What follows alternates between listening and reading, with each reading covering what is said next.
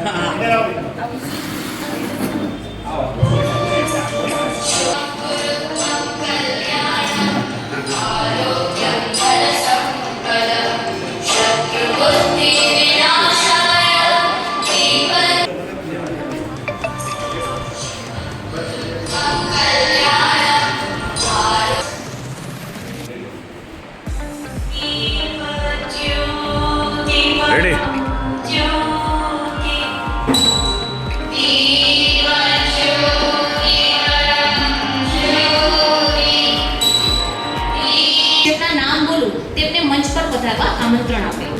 શ્રી ચરખાભાઈ શ્રી દીપેનભાઈ પંડ્યા સાહેબને મંચ પર પધારવા માટે શાખાના પ્રમુખ શ્રીને વિનંતી કરીશ કે તેઓ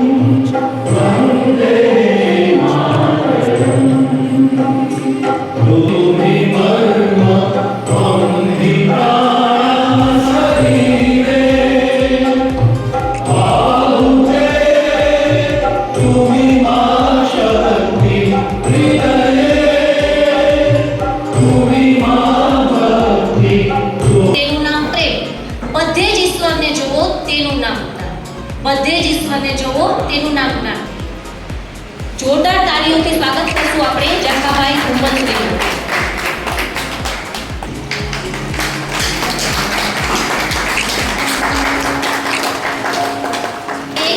બગા આ બાજુ આમ આમ આમ આમ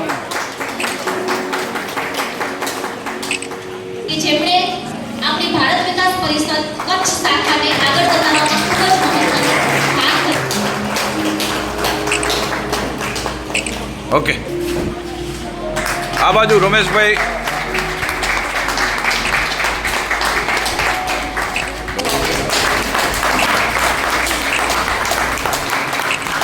આપણે કૃતજ્ઞ પણ કરશું જોરદાર.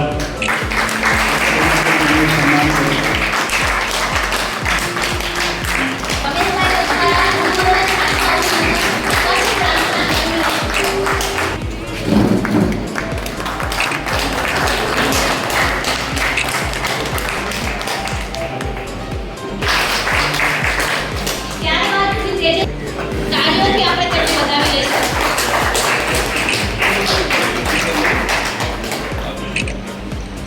પાડવા માટે હું મંચ પર આમંત્રિત કરીશ શ્રીમાન જીગરભાઈ સચદેવને, જે પ્રેસિડેન્ટ છે શ્રી ભારતનગર. ગાંધીધામ શાખા આપ સૌ વડીલોનું હાર્દિક સ્વાગત કરે છે. જેને હું સ્ટેજ પર આમંત્રિત કરીશ, જેઓ તેઓના શબ્દોથી આપણને મંત્રમુગ્ધ કરી દેશે. તો શ્રીમાન તેજસભાઈ પૂજારા સાહેબને તેમના જ્ઞાનવર્ધક વક્તવ્ય માટે હું સ્ટેજ પર આમંત્રિત કરું છું. ઉદ્ઘોષક બેન બે ત્રણ થોડા ભારે શબ્દો બોલ્યા, જ્ઞાનવર્ધક, મંત્રમુગ્ધ. ઠીક છે, સૌનો આભાર.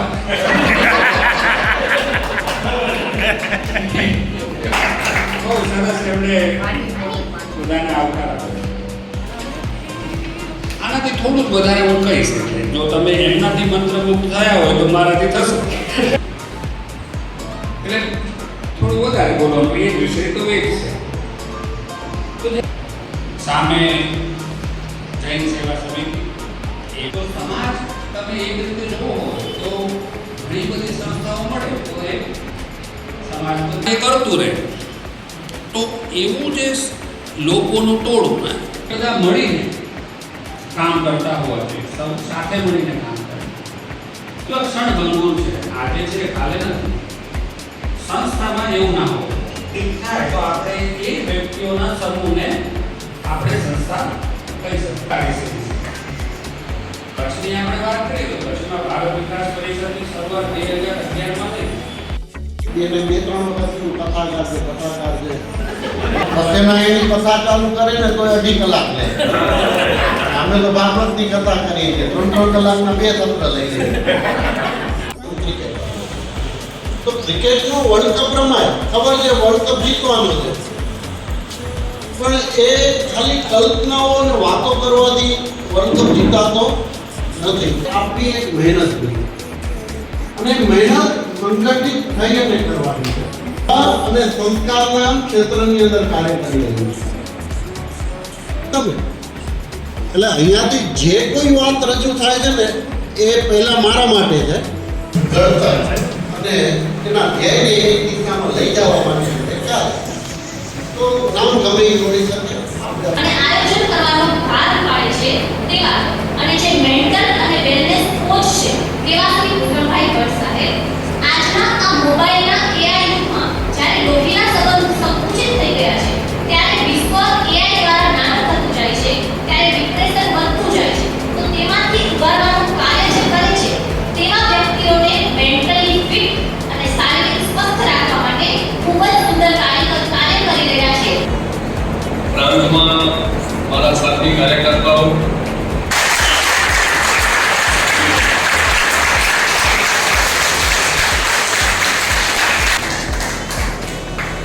એક તો વક્તા તરીકે મારું કામ થઈ ગયું ગમે કે ડોક્ટર સાહેબ પણ છે, એને ખ્યાલ છે. આપણી ફિઝિયોલોજી અને સાયકોલોજી બે વસ્તુ હોય છે કે જ્યારે તાળી પાડીએ છીએ ને ત્યારે આપણા મગજની અંદર એક કેમિકલ રિલીઝ થાય છે. એવું કર નાખો ત્યારે એમાં પૂર્ણ હોવું અધિકાંશી લોકો ઘણી જગ્યાએ શાખાના અધિપત્રો પાઠની જગ્યાએ બને ત્યાં સુધી રાજકીય માણસને મેમ્બર બનાવી શકાય છે, પરંતુ એને હોદ્દો આપી શકતા નથી. આ અદભુત જ્ઞાન કરે અને પછી હું જે બોલતો હતો અને એમની અંતર્ગત મર્યાદાઓનો સહજ સ્વીકાર કરું છું. મોટી કુટુંબમાં મારી દ્રઢ નિષ્ઠા છે. હું સંકલ્પ કરું છું કે યથાશક્તિ ભારતના સર્વાંગી વિકાસ પરિણામ સ્વરૂપ હું बेहतरीन बनाना और यह सुनिश्चित करना कि वह सचिव श्री हम तो उपस्थित कर्मनिष्ठ कार्यकर्ताओं आप સૌને મારા ટી કરેલા લોકો અહીંયા હાજર હોય પ્રોફેસરો જેને પીએચડી ની ડિગ્રી મળી ગઈ છે તમે પણ હવે પીએચડી ની લાઈન પર છો ભૂષણભાઈ, એટલે તમે મારી કેટેગરીમાં ના આવો. જે ના કરી લેવું છે પછી લંચ બ્રેક કરે થોડા ઘણા ટાઈમથી ભાગી અને ઘર ભેગા થાય ને એવી હાલત હોય અને ત્યારે સૌથી ખરાબ પરિસ્થિતિ જે ટીચર હોય ને એની પાછળથી જ્યારે વારો આવે ને ત્યારે આપણે એક તો બધાનું વક્તવ્ય સાંભળી અને કહ્યું ને શ્રોતા તરીકે તો હું જ્યારે ઊભી થાઉં જે વિચારીને ગઈ હોય ને એ તો વસ્તુ આવે જ નહીં, લખી લેવાય એટલે વિષયથી થોડા ભટકીએ છીએ. હવે જ્યારે હું પહોંચી જશે એટલે હું વિષય અને ગણેલા શીખવા ગયા અને આ વર્ષથી જ આપણે આ વ્યવસ્થા. હવે છેલ્લી વાત એવી છે કે આપણામાંથી કયા સૂત્રની અંદર આવે છે કોઈને સંસ્થા પ્રકલ્પ આપણો એવો છે કે જેના હેઠળ આપણે આ ત્રણ કાર્યક્રમો છે એ શાખા લેવલથી કરી અને ઠેઠ રાષ્ટ્રીય સ્તર સુધીના છે. બીજા અન્ય કાર્યક્રમો કાર્ય કરતું જ રહ્યું છે. હવે આપણી વચ્ચે તો તેમનું સ્વાગત અને અભિનંદન કરવા માટે હું જીગરભાઈ સચદેવ સાહેબને તથા તેજસ્વા રાવ સાહેબને કહીશ કે તેમનું સ્વાગત.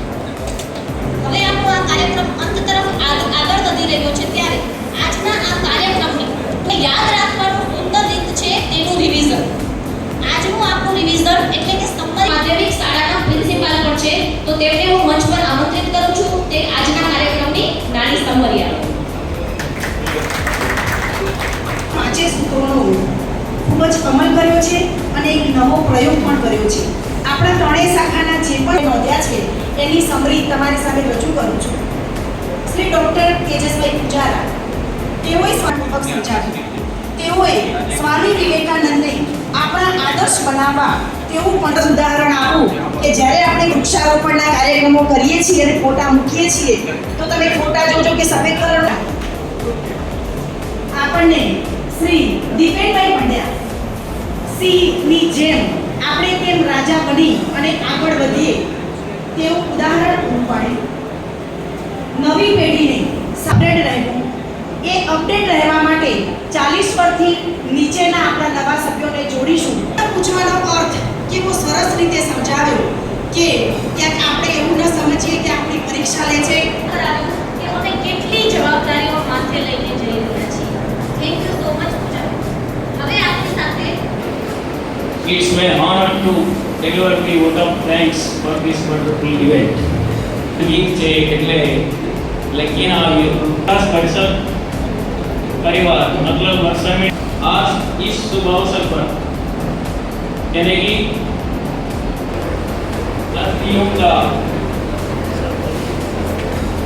इस कार्यक्रम में उपस्थित होने के लिए जडेजा जी एवं श्रीमती काजल में आयोजन समिति को भी धन्यवाद.